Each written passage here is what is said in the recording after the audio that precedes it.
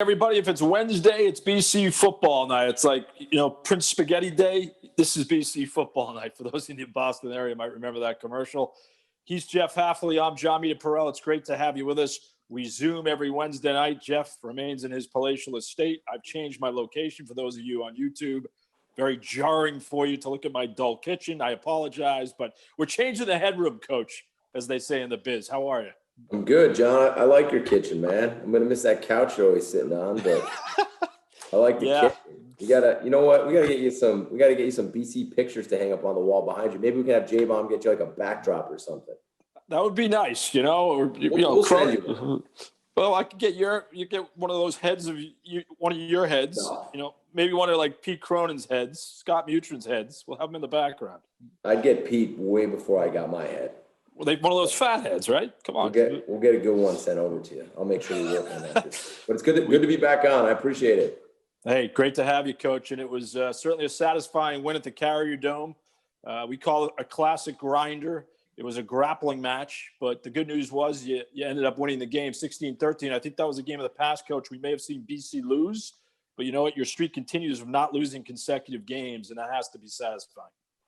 Yeah, and I think what you just said, truthfully, it's something that in the NFL we always looked really hard at. It's the team that didn't lose two in a row and the team that could bounce back from a loss to a win and a loss to a win, and that's kind of been our story this year. Certainly we'd like to go on a streak with wins, but it shows the signs of a resilient, tough, gritty team when you can lose a tough one like we did, an emotional tough one, call it what it was, and bounce back, just like you lose to North Carolina and you bounce back.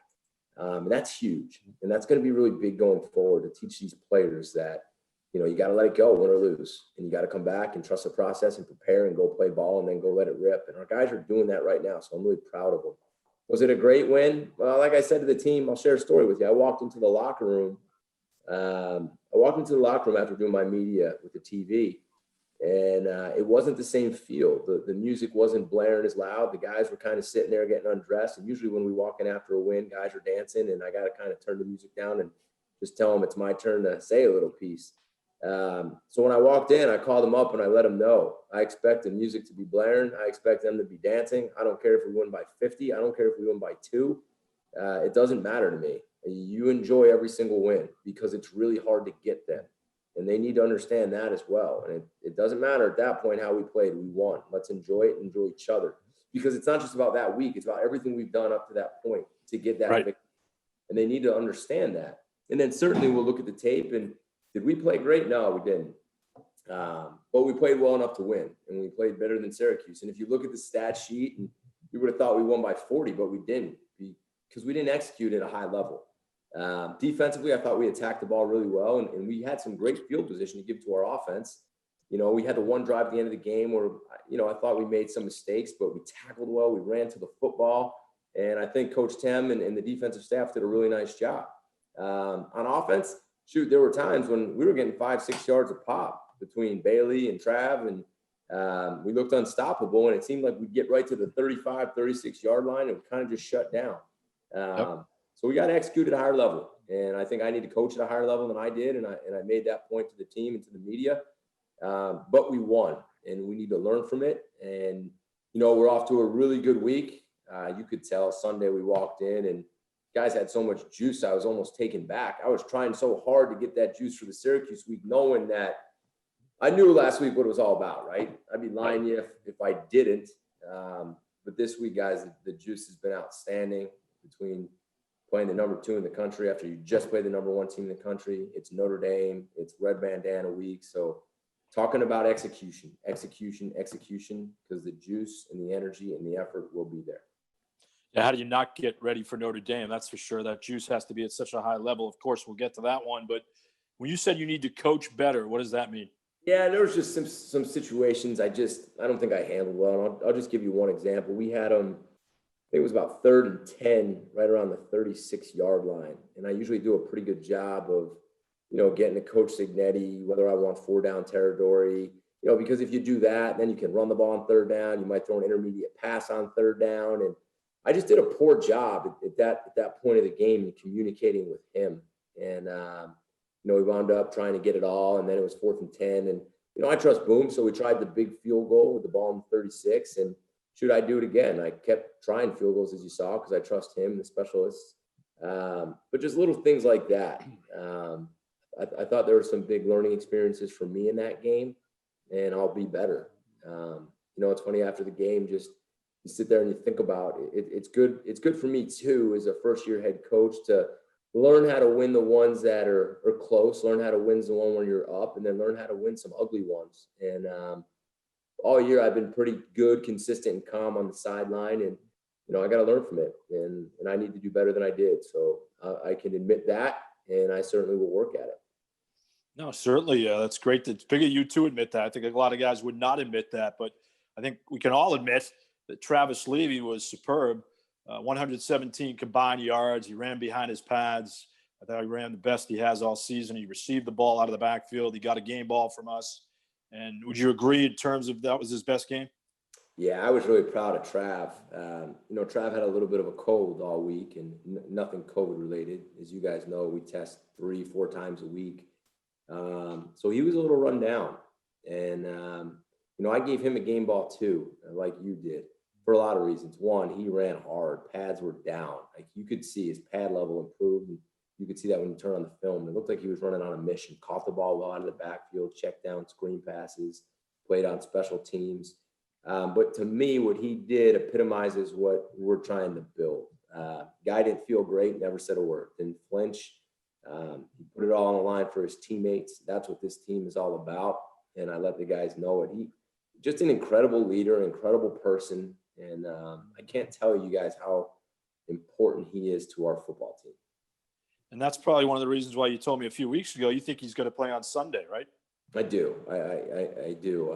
When his time comes and he's done here with his eligibility, whenever that may be, he's going to find a role. I mean, guys are going to turn on his special teams tape, which all these guys don't understand. I mean, guys like Pete and you guys see it, but there's going to be a special teams coach that's going to turn on that film, and they're going to see him running the ball, catching the ball, running down the field and making tackles, returning punts, doing all the little things he does. And there's going to be a coach or two that are going to stand on the table for that guy. I'm one of them.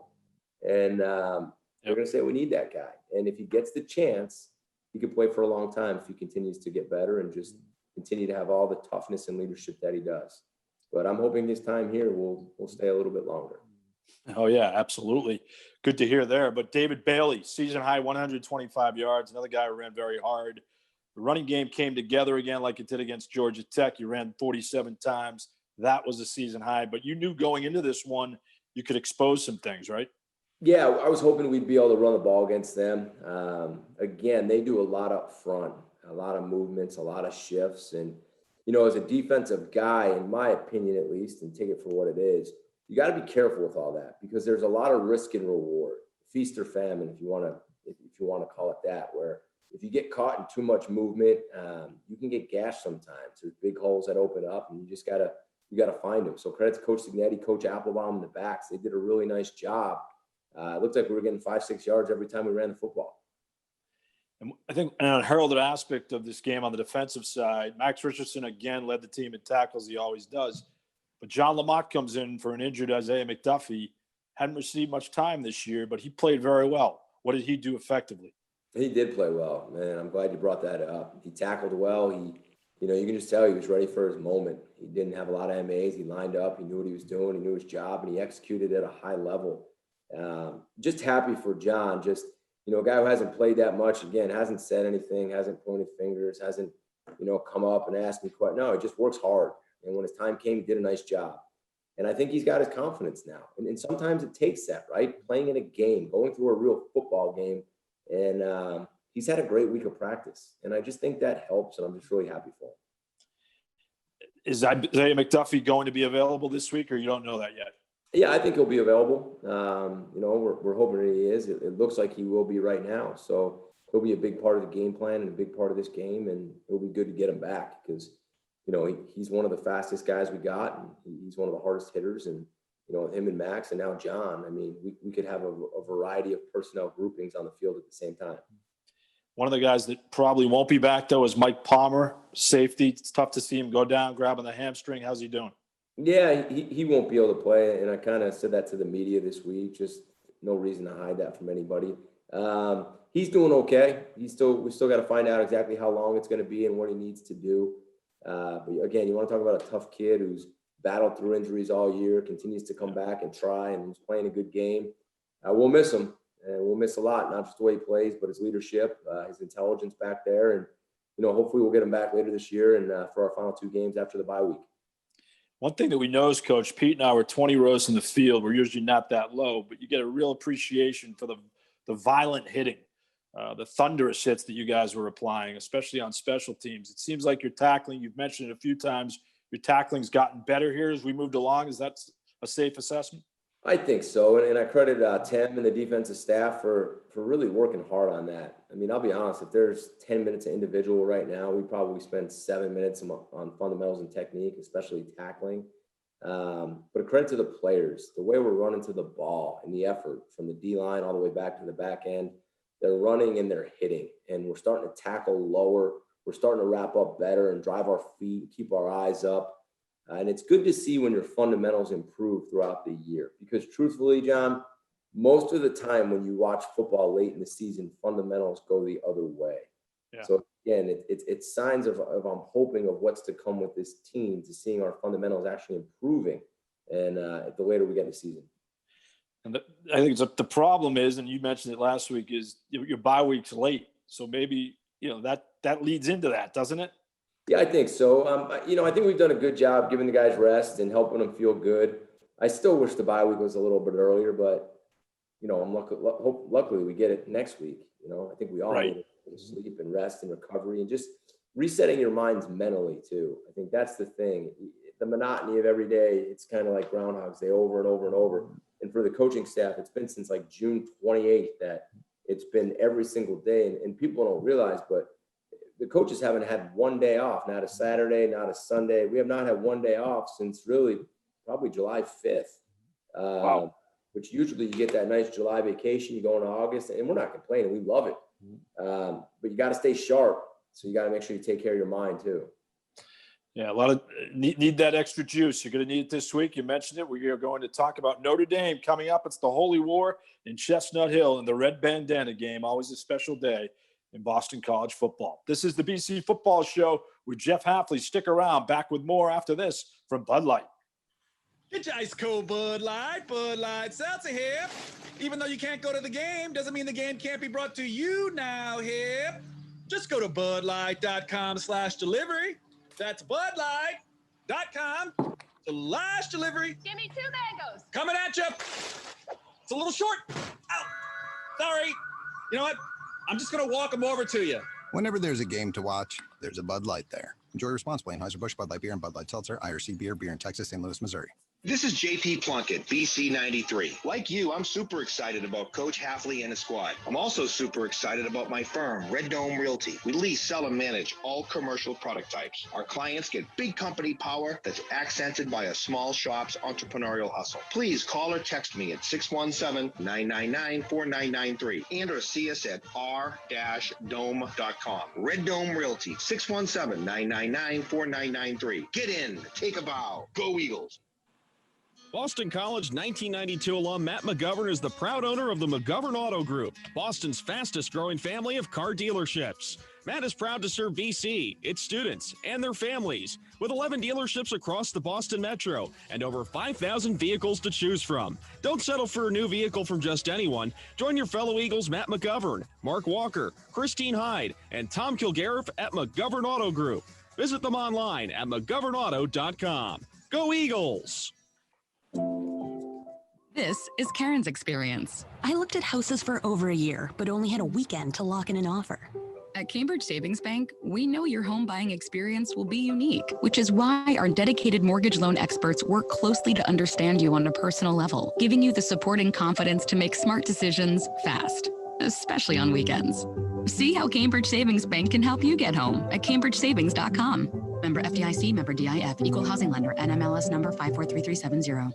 Guys, we work hard and play even harder. That's why Hadjars believes that you should feel your best all the time. From casual wear to the perfect tailored suit for all the big and tall guys out there. Do yourself a favor and dress like the Eagles do on game day. Get to Hadjars, where they have been delivering confidence to the better-than-average man for the past 50 years. Visit Hadjar showrooms in Quincy or Burlington, or go to big-tall.com for more information. That's big-tall.com. Go BC! It's back, the return of the prestigious Learfield IMG College Directors Cup, honoring college sports excellence across all competitive divisions, both men's and women's sports. Follow along with L Directors Cup on Twitter or online to see which schools will be taking home a first place trophy in June for their season-long success. Learfield IMG College Directors Cup, a premier institutional award jointly launched in 1993 by USA Today and NACDA. Kovic shotgun, looking now towards the end zone for Flowers, left corner. He catches it. Is he in? Yes, he is. Touchdown, Boston College. The electrifying Zay Flowers. I don't even have to ask. Take a bow, Zay Flowers. BC's got 6. This is the Boston College Football Show, presented by Bud Light. For more of tonight's show, here again, Jon Meterparel. Join the BC Gridiron Club and support the Football Eagles. Benefits include home game tailgates, away game venue bashes, and unprecedented team and program access. You can sign up at bcfootballgridiron.com. We'll certainly miss the presence of Paul Criscione and Don Terrian and the entire BC Gridiron Club. This is one of the many games throughout the year, Jeff Hafley, when we've said, you know what, imagine if 45,000 people were at Alumni Stadium. Imagine that atmosphere. Imagine what it would feel like, but we're left with the COVID reality. We, of course, hope everybody's healthy, but it's just a shame, isn't it? I'm sure you talk about juice. That gives you that extra juice, right? Yeah, I mean, shoot, I haven't coached in front of 40 people in alumni. Forget about 45,000. It would be great. I mean, it's what you miss, right? We've had some exciting games and some exciting moments. It'd be fun to get the students here. I still feel the energy when I'm around campus, and I think it would have been a fun year to get the community and the students involved, but, you know, God willing, everything will get better soon, and we'll pack that stadium next year. And I'm just hoping that, you know, people will come and continue to support us the way they have, and I really appreciate it so far.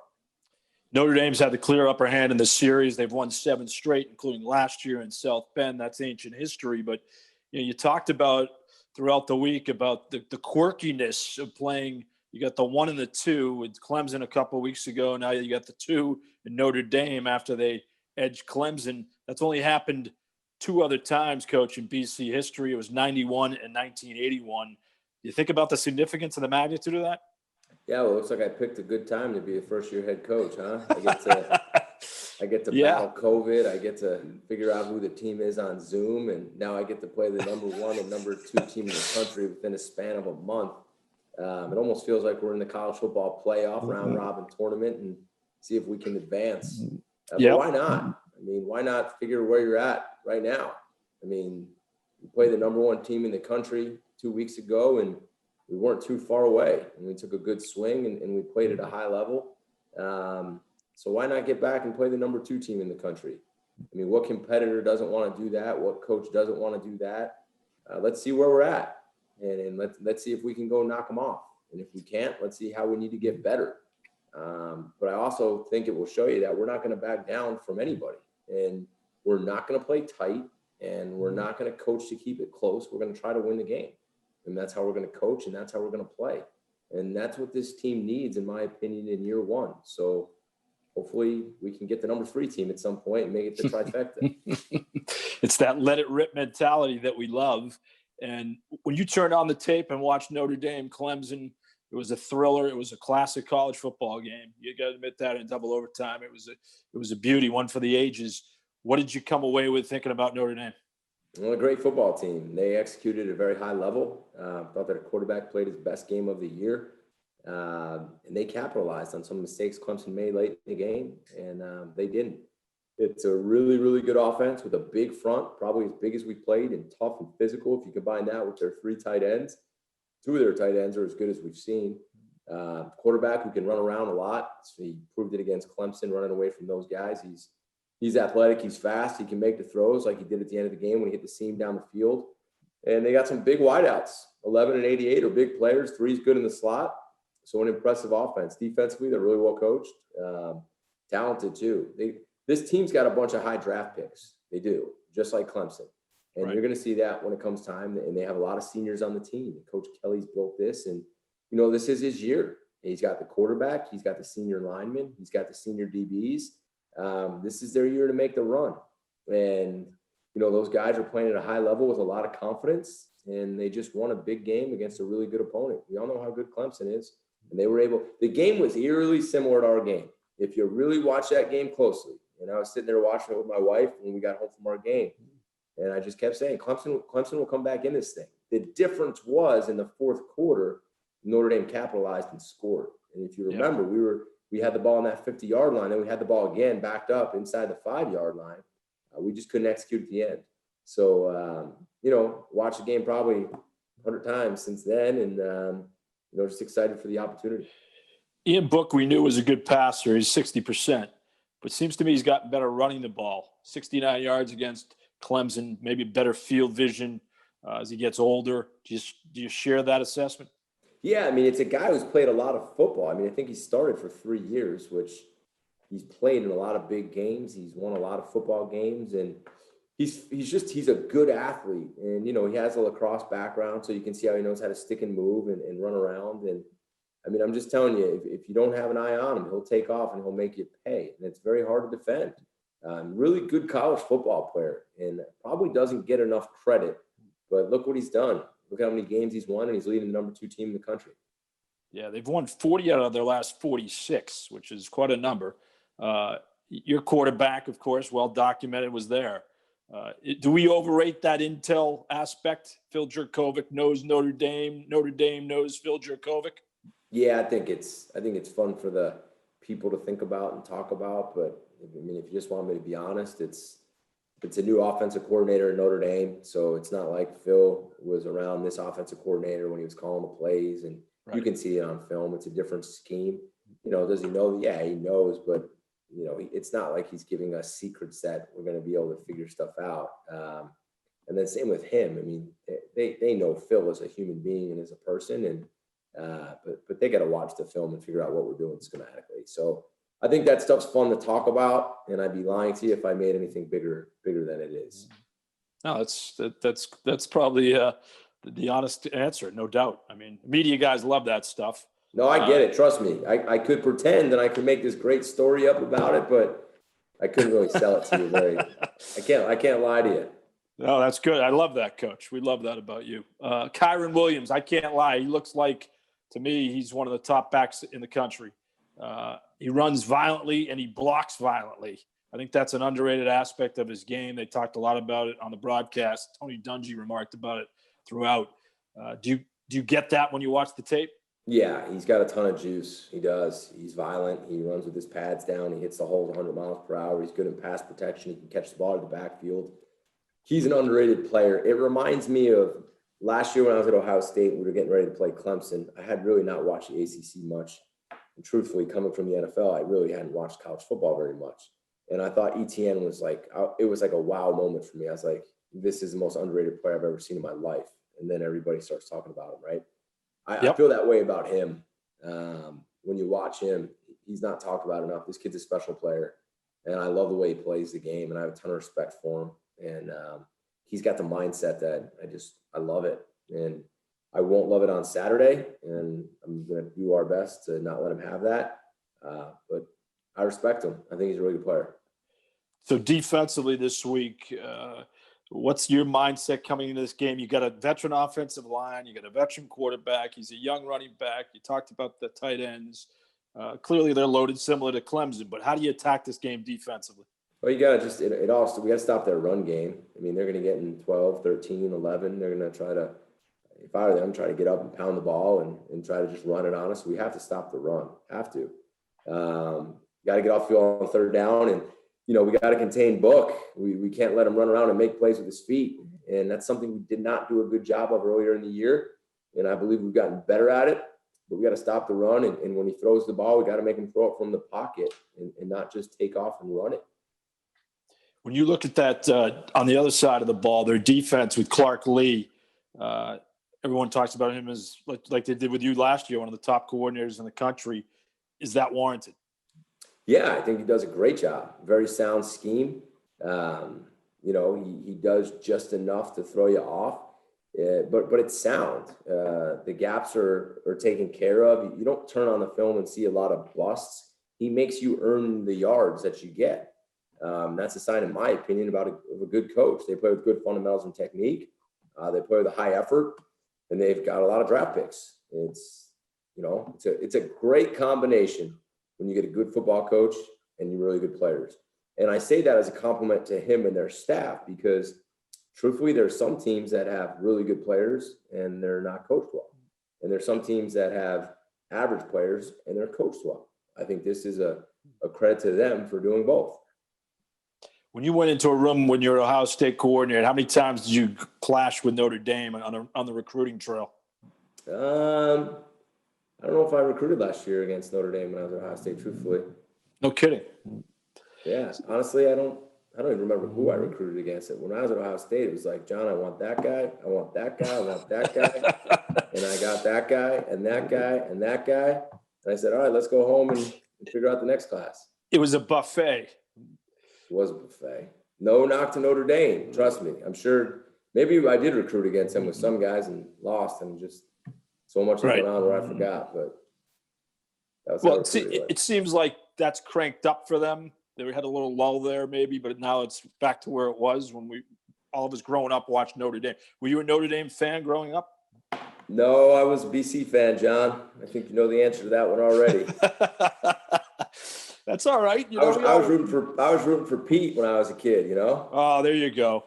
There you go. He's loving that right now, watching offline, the old linebacker. That's good answer, Coach. We'll take it. And we'll build on that headed into our next break, as we'll talk about the red bandana game and the significance to this one for the entire Boston College community. He's Jeff Hafley. This is the BC Football Show. Come on back right after this from Bud Light. Get your ice cold Bud Light Seltzer here. Even though you can't go to the game, doesn't mean the game can't be brought to you now here. Just go to budlight.com/delivery. That's budlight.com/delivery. Give me 2 mangoes. Coming at you. It's a little short. Ow. Sorry. You know what? I'm just going to walk them over to you. Whenever there's a game to watch, there's a Bud Light there. Enjoy responsibly. Anheuser-Busch, Bud Light Beer, and Bud Light Seltzer, IRC Beer in Texas, St. Louis, Missouri. Boston College 1992 alum Matt McGovern is the proud owner of the McGovern Auto Group, Boston's fastest growing family of car dealerships. Matt is proud to serve BC, its students, and their families, with 11 dealerships across the Boston Metro and over 5,000 vehicles to choose from. Don't settle for a new vehicle from just anyone. Join your fellow Eagles Matt McGovern, Mark Walker, Christine Hyde, and Tom Kilgariff at McGovern Auto Group. Visit them online at McGovernAuto.com. Go Eagles! Technology has sure changed the way we live and bank. But one thing it should never change is the importance of knowing that when you need help, there's a neighbor that's there to lend a hand. At the Village Bank, we offer all the services you need to bank more easily, but with that personal touch that seems to be so hard to find today. To learn more about how we can help you, call 617-969-4300. Stop in or visit village-bank.com. Either way, we'll be there for you. The Village Bank, member FDIC, member DIF. Sullivan Tire and Auto Service is celebrating our 65th anniversary with amazing deals on quality brand name tires for any vehicle. With the winter driving season not far off, Sullivan Tire has thousands of tires on sale from Goodyear, Michelin, Kelly, BF Goodrich, Yokohama, and more. Also save on auto repair as our ASE certified technicians get your car ready for any kind of weather. Locations all over New England, including Newton, Brookline, Somerville, and Watertown. Find out more and make an online appointment at sullivantire.com. Go BC! To all our patients, now is the time to protect your health by getting the important screenings you need. Newton Wellesley Hospital is here, safe and ready to care for you. For now and whatever comes next, no matter what. For early detection of breast cancer. For early detection of colon cancer. For your health and well-being. We're here for you. Come and get the care you need and deserve.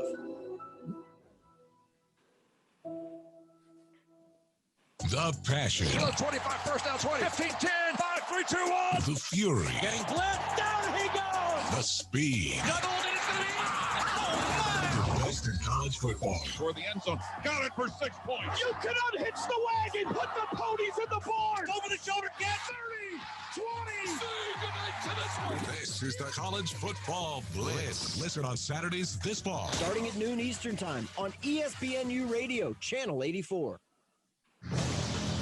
Clean pocket this time. He airs it out. Far side, tipped and picked off by Jason Maitre. Circling under it, brought down at the 43-yard line. As he picked it off, Brandon Sebastian deflected it to Maitre. Sebastian leads the nation in passes defended. Maitre was the beneficiary. First down, BC. You're listening to the Boston College Football Show, presented by Bud Light. Once again, here's Jon Meterparel. Jason Maitre, Brandon Sebastian, part of a stout defensive effort for the Eagles in a 16-13 win at Syracuse as they improved to 5-3. And keep in mind, we all know that this game coming up against Notre Dame, a 3:36 kickoff, 3 o'clock our broadcast time. It's the Red Bandana game to honor the memory of Wells Crowther, the family we virtually recognized during the game. We saw Allison Crowther on the ACC network earlier, Coach. A terrific interview with her. Of course, he saved over a dozen lives in the cell tower during 9/11 wearing that red bandana, and such a special name in the BC community. And you're also going to wear Under Armour special jerseys for the first time with the red bandana numbers. I saw them today. You'll be wearing white. They look terrific. So a lot going on around this game, and that must be very special for you. Yeah, it is, without a doubt. And it's honestly, it's just special that I can be part of that.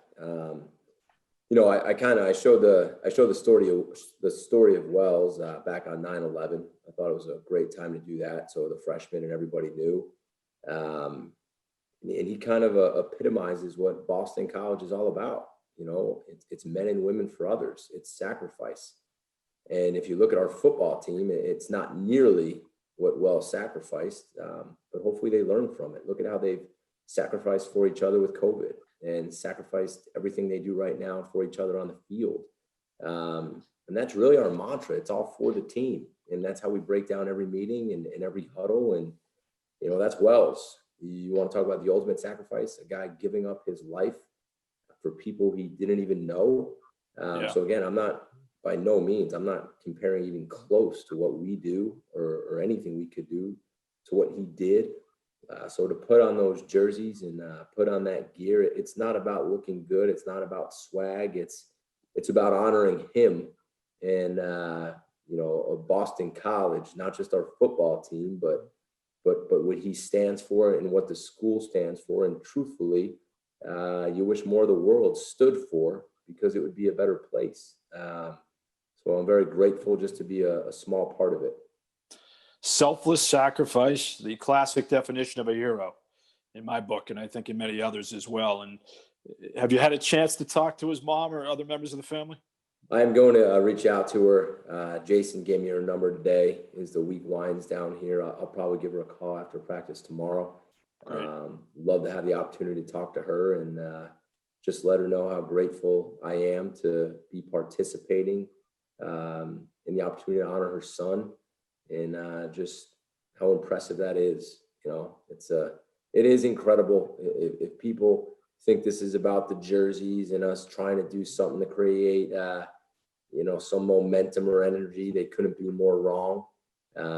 This is something we had planned for all year, and it's a way to honor a special, special person.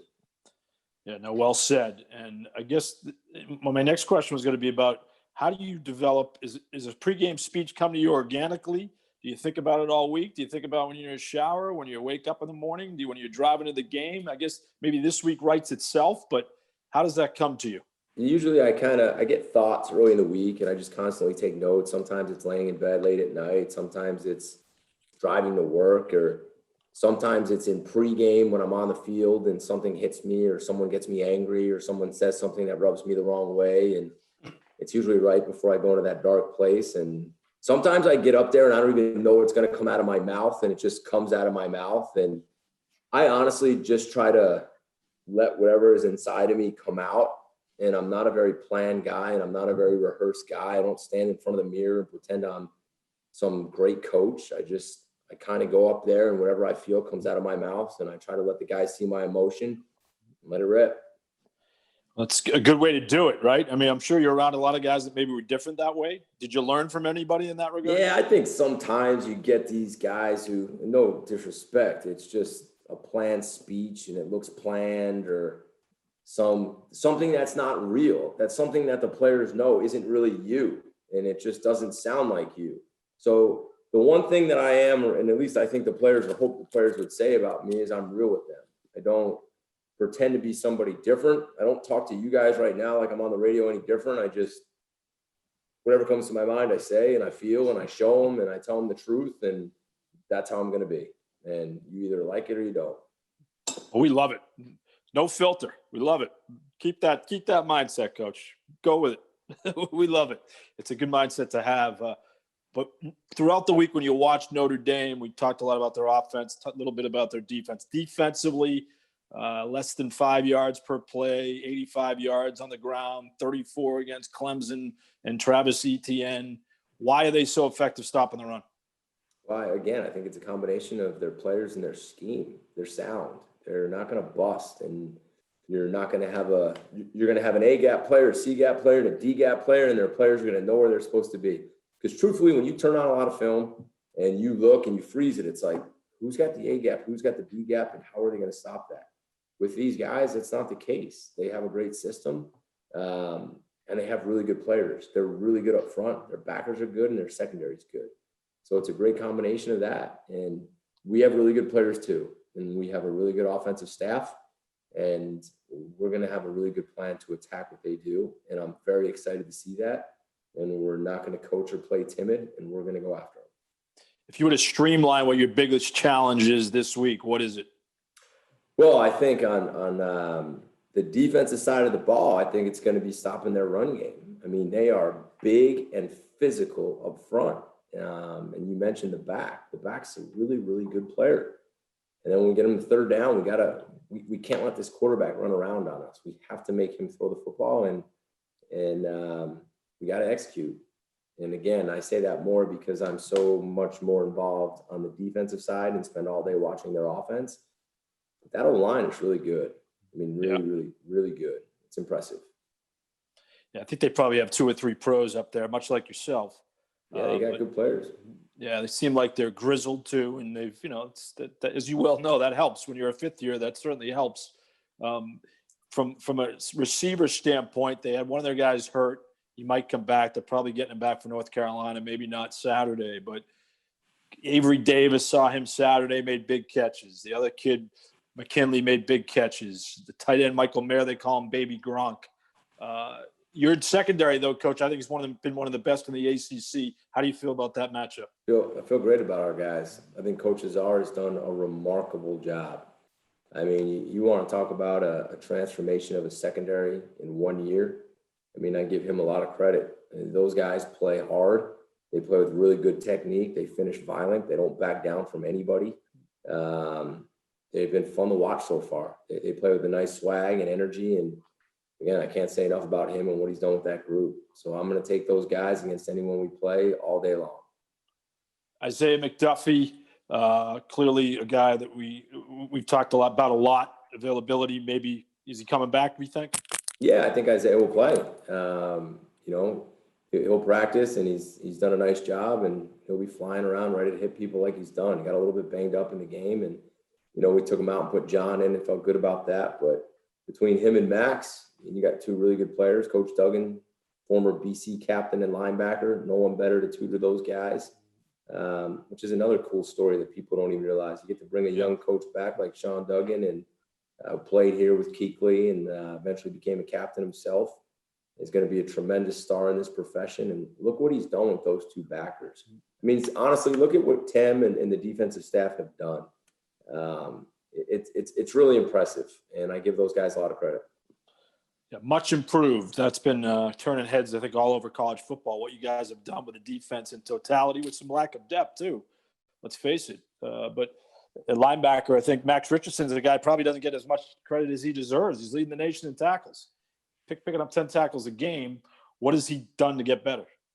Well, you can just see he's really starting to feel comfortable in the scheme. He's a guy you'd love to have coached in this scheme for a couple of years, because that's when you really start to see things, right? again, with a limited spring and limited training camp, he's just starting to really get in the groove and understand, I line up here, I do this, I see this, I can cheat here. I know what I'm doing so well where now I don't even have to think about it. Now I can just watch the offense and study the offense. If we had Max for multiple years, I think Max has had one of the best seasons out of probably any backer in college football, truthfully. But I feel pretty confident. If we had him for a few years in the same scheme, look out. He's instinctual, tough. What an incredible leader he is. I can't say enough about Max. Yeah, no, he's very impressive, much like many players on your team. Through the pipeline, you happy with what you got coming up at linebacker? Yeah, I'm excited. We got some good young players. Guys, unfortunately not getting a ton of experience this year because of Isaiah and Max and John, but we got some players I am excited about, and I think we'll all be excited about some of the guys we got coming in and the 2021 and 2022 class that can run and hit, and people will be fired up to see the future. It was great to see Luke Beckett make the big play on Saturday too. I think a guy that's, clearly probably tough to learn a new system. Is that safe to say? Yeah, Luke didn't even get here until the season started, so didn't even have a training camp, he didn't even practice in any spring ball, didn't even have an off-season lifting. He's gotten better every single week, and I gave him a game ball too because he just ripped the ball out of that kid's hands, and that ultimately sealed the win for us. It did. Yeah, he's a powerful presence. Our sideline reporter, Scott Muchin, loves Cam Horsley, freshman. Is he a riser in your eyes? Yeah, Cam's, again, rookie, learning, but ton of energy. He's going to be a really good player. Coach Vince has done a great job with him. Very excited about Cam. Much like I'm sure the rest of this young defense, but everybody's going to be on center stage. We got a big game coming up. Obviously, it's a showdown, a 3:36 start on ABC, and of course our network as well. But our keys to the game brought to you by McGovern Auto Group, owned by Matt McGovern, BC class of 1992. McGovern Auto Group, the fastest growing group in the Boston area. Visit one of their 14 locations or check out McGovernAuto.com. All right, Coach, what do you have to pull off the upset? Well, it's kind of like what I said to you earlier. We're going to play with a ton of energy. We're going to play with a ton of emotion. I don't think we're going to have to give any rah-rah speeches to run to the ball or finish blocks down the field. It's about execution. It's about the details of this game. And that, to me, all starts with the football. So what do I mean by that? This is a team that possesses the ball for a long time, and we're the same way. So the possessions are going to be like gold. We have to take the ball away, and we have to protect the football. And then we need to execute at a high level. We have to keep the chains moving on third down. We have to get off the field on third down. And we have to score touchdowns in the red zone. Field goals won't be good enough. So the whole theme this week, because I know the juice is going to be there. I know the energy is going to be there. It's about executing at a very, very high level and playing fearless. This is a team that number 2 in the country. Let's be honest, John, they got everything to lose. And we're going to play to win. We're going to coach to win. We're going to be aggressive. We're not going to be tight. And I want them to feel that. And I'm excited for our team to get another chance to show what we can do against a really, really good football team because they believe. And I think that's the biggest difference. When we played Clemson, wasn't sure yet. I don't think anybody was sure. Did we really believe we could win that football game? Well, they did. So we got to approach this one with the same mindset, and I can't wait. I'm ready to play, man.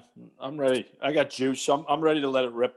Don't have much left in me, but I'm ready to let it rip, Coach. You and Pete could suit up. I'll get you on kickoff. Oh, God. Yeah, that would be our Rudy moment. That's for sure. Do you remember the 93 game when David Gordon kicked the game winner? I remember exactly where I was watching the game. Where were you? I was in my house in Montvale, New Jersey with my dad and my brother. I remember where I was sitting watching the game. I can clearly, I call my brother. I remember exactly where I was when that thing went through. No kidding. Yeah. That is awesome. And did you jump through the roof? Of course I jumped through the roof. I told you I was a BC fan growing up. Yes, you were. Yes, you were. Pete Mitchell dominated that game, Coach, with Glenn Foley. That Glenn Foley, trust me, as a kid, I remember Glenn Foley very well that day. Yes, he was a gunslinger. And maybe Hunter Long will have his Pete Mitchell moments. What do you think? I hope so. Hunter's a great player, and in big games, we need him to show up. That's for sure. We're all looking forward to it, Coach. Enjoy it. Good dance party tonight with your kids to get going? Great dance party. Hope is definitely turning into a great dancer. Leah's still learning. And I let Gina kind of take this one off, and I was kind of center stage with the kids. So what's the music of choice? Tonight, it was still the Disney princesses, and I think I'll be in that category for a long, long time. So if anyone out there needs any Disney movie music, probably playing in my car. Hey, you know what? That's not a bad thing. I can Springsteen and admit Disney it. movie. Yeah. Little Thunder Road of the Disney movie music. Bruce Springsteen meets Elsa and Anna. Let's go. Let's do it. Let it rip. Okay, Coach, thank you very much. We always enjoy it on the BC Football Show, and best of luck. Thanks, John. I appreciate it. I'll see you on Saturday. Looking forward to it. Have fun. Jeff Hafley with the BC Football Show right here on the Learfield IMG College Network. Coming up, we'll join the old linebacker Pete Cronin with his keys to the game. Hey, you heard Coach Hafley. He's a big Cronin fan. We know you are as well. Stick around. Get your ice cold Bud Light Seltzer here. Even though you can't go to the game, doesn't mean the game can't be brought to you now here. Just go to budlight.com/delivery. That's budlight.com/delivery. Give me 2 mangoes. Coming at you. It's a little short. Ow. Sorry. You know what? I'm just going to walk them over to you. Whenever there's a game to watch, there's a Bud Light there. Enjoy responsibly. Anheuser-Busch, Bud Light Beer, and Bud Light Seltzer, IRC Beer in Texas, St. Louis, Missouri. This is JP Plunkett, BC 93. Like you, I'm super excited about Coach Hafley and his squad. I'm also super excited about my firm, Red Dome Realty. We lease, sell, and manage all commercial product types. Our clients get big company power that's accented by a small shop's entrepreneurial hustle. Please call or text me at 617-999-4993 and or see us at r-dome.com. Red Dome Realty, 617-999-4993. Get in, take a bow, go Eagles.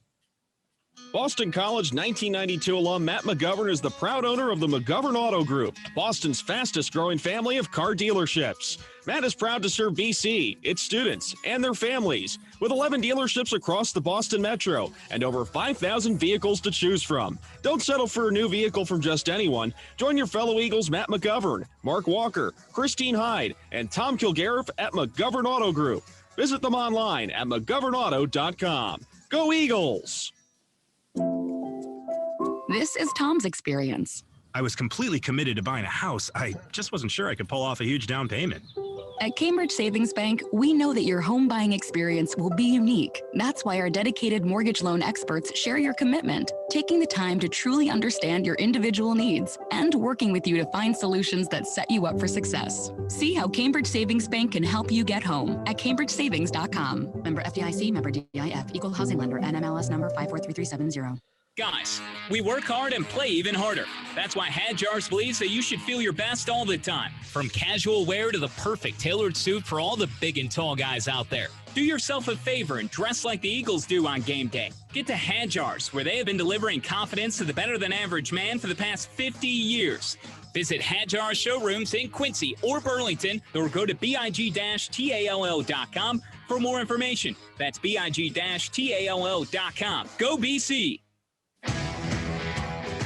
It's back, the return of the prestigious Learfield IMG College Directors Cup, honoring college sports excellence across all competitive divisions, both men's and women's sports. Follow along with L Directors Cup on Twitter or online to see which schools will be taking home a first place trophy in June for their season-long success. Learfield IMG College Directors Cup, a premier institutional award jointly launched in 1993 by USA Today and NACDA.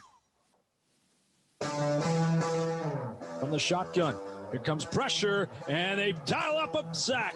Great job by Max Richardson, who ate Jacoby Morgan for lunch.